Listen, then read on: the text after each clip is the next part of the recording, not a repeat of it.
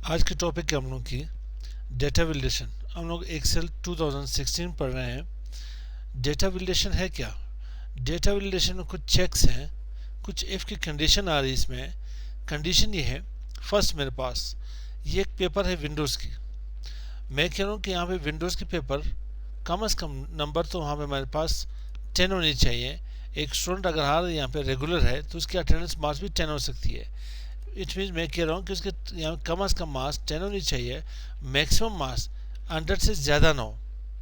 कभी कभार क्या होता है, जब हम कुछ यहाँ टाइपिंग करते हैं तो टाइपिंग मिस्टेक की वजह से कुछ नंबर्स बढ़ जाते हैं, कभी 105, कभी 120, या यहाँ पे लेस में से हमारे पास कभी 1 आ जाए, कभी 2 आ जाए।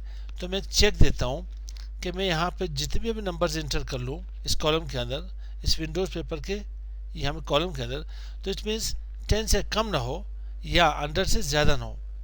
अगर 10 से कम आ जाए या 100 से ज़्यादा आ जाए तो मुझे कोई एरर आनी चाहिए, यहाँ पे कोई मैसेज आना चाहिए। तो मैं इसे क्या कर लेता हूँ, यहाँ पे इस एरिया को सिलेक्ट कर लेता हूँ। मुझे आना पड़ेगा डेटा टैब के अंदर। डेटा टैब में हमारे पास यहाँ पे डेटा टूल्स की ग्रुप के अंदर, डेटा टूल्स ग्रुप के अंदर डेटा वैलिडेशन है। तो यहाँ पे ड्रॉप डाउन के ऊपर क्लिक कर ले, इसके ऑप्शन के ऊपर डेटा वैलिडेशन।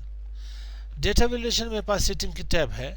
यहाँ पे वैलिडेशन क्राइटेरिया मुझे क्या देना है, अलाउ कर लेना है इन वैल्यू।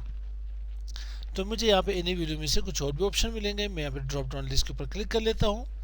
मुझे होल नंबर के ऊपर काम करने हैं।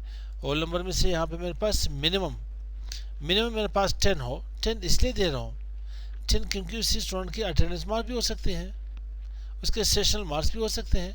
मैं यहाँ पे मैक्सिमम के ऊपर क्लिक कर लेता हूँ 100, मतलब 10 से कम नंबर ना हो या 100 से मेरे पास ज़्यादा नंबर ना हो। अगर यहाँ पे ज़्यादा आ जाए या इससे कम आ जाए तो मेरे पास कोई एरर आना चाहिए, मतलब वो एंट्री वहाँ पे ना हो सके। ओके कर ले से।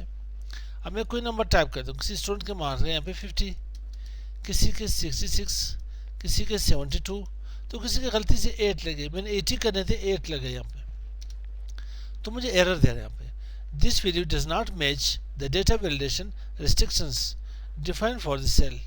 ठीक है मेरे भाई, इसे मैंने 80 लिखना था। अब गलती से मैंने किसी को मार्क्स देने थे यहाँ पे 100, ठीक है 101 हो गए यहाँ पे मेरे साथ। या किसी को मैंने यहाँ पे मार्क्स देने थे कितने 70, यहाँ पे 700 हो गए।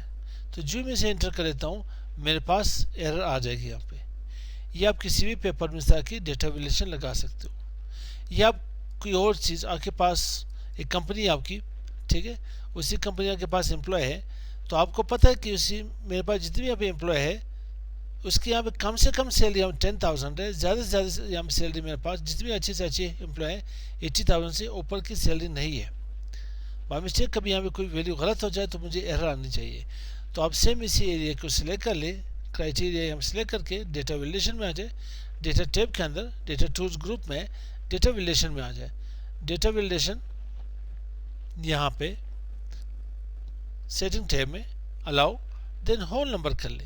होल नंबर है मुझे मिनिमम यहाँ पे 10,000, या मैं यहाँ पे 12 कर देता हूँ। 12,000 मेरे पास मिनिमम सैलरी है, मैक्सिमम है 85,000, मतलब 12,000 से कम सैलरी किसी की नहीं आनी चाहिए और 85 से मैक्सिमम या ज़्यादा नहीं आनी चाहिए सैलरी।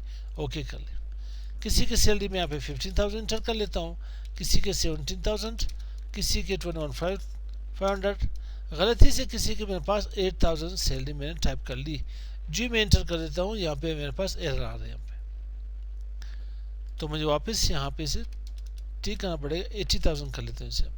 अगर मैं किसी की सैलरी यहाँ पे बढ़ा दूँ, यहाँ मेरे पास कितने थे 85,000, लास्ट में 1 ही रुपये बढ़ा दूँ तो ये यहाँ पे मेरे पास क्या होगा, एरर ही आएगा यहाँ पे। तो मुझे यहाँ पे करेक्ट वैल्यू यहाँ पे डिफाइन करनी पड़ेगी।